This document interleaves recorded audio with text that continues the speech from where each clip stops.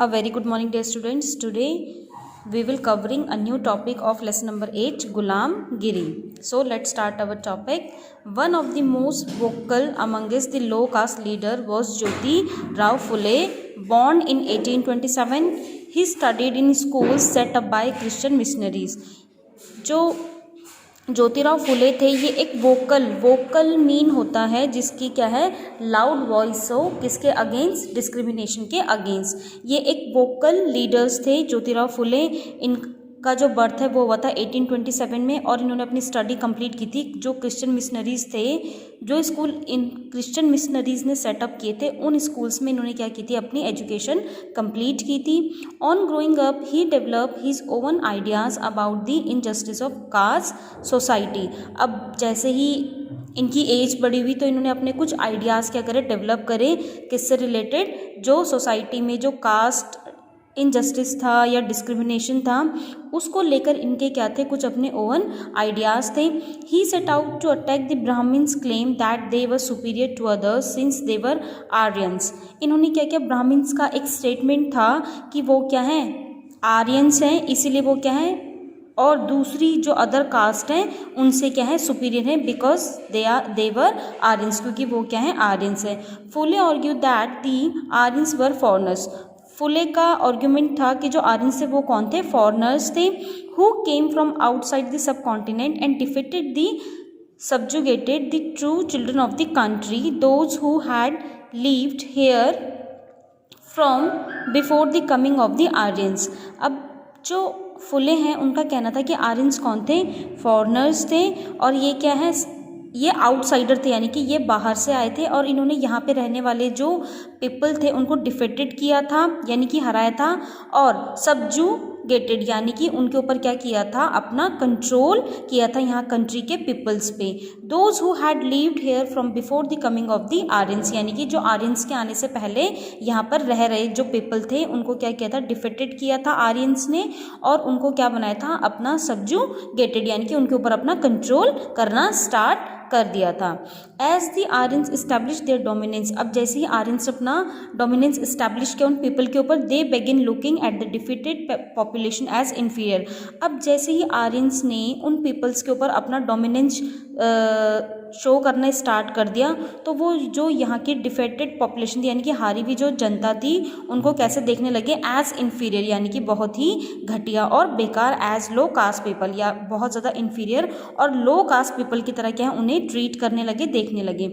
According to Phule the upper caste had no rights to their land and power. In reality the land belong to indigenous people, the so called low caste. और जो फुले थे उनके according जो upper caste के जो people हैं उनका lower caste के जो पीपल हैं उनकी लैंड पे या उनकी पावर प्रॉपर्टी पे कोई भी राइट नहीं है। ये सारी जो प्रॉपर्टीज़ हैं या लैंड है वो सब किसके, लो कास्ट पीपल की। Phule claim that after Aryans rule there existed a golden age when warrior peasants tilled the land and rule the Maratha countryside in just and fair ways. Phule का क्लेम ये भी था कि आर्यंस के रूलिंग से पहले, जो आर्यंस थे उनके आने से पहले इंडिया में क्या था, बहुत अच्छा गोल्डन एज था जिसमें पीजेंट्स यानी कि जो फार्मर्स थे उनको एज अ वॉरियर नेम दिया गया। वो क्या करते थे, लैंड को टिल करते थे और एग्रीकल्चर करते थे। और जो मराठास थे वो क्या करते थे, इम्पार्शियल होके क्या करते थे, फेयर वे से क्या करते थे, सारे पीपल्स के साथ जस्टिस करते थे। He proposed that Shudras, labouring caste and ati Shudras untouchable should unite to challenge caste discrimination.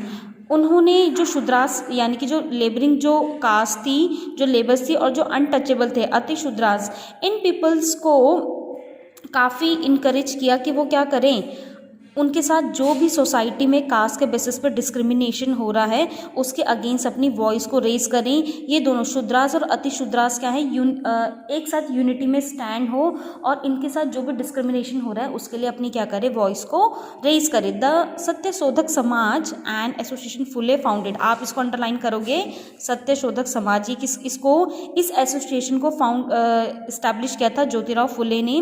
इन्होंने सत्यशोधक समाज एसोसिएशन को सेटअप किया और ये क्या करता था, कास्ट इक्वलिटी को क्या करता था, काफ़ी प्रोपगेट करता, यानी कि कास्ट में इक्वलिटी लाने के लिए बहुत सारे मूवमेंट चलाता था। Now in 1873 Phule wrote a book name गुलामगिरी। 1873 में फुले ने एक बुक लिखी, इसको आप अंडरलाइन करोगे। The name of the book is Gulamgiri, meaning slavery, जिसका मीन था गुलाम।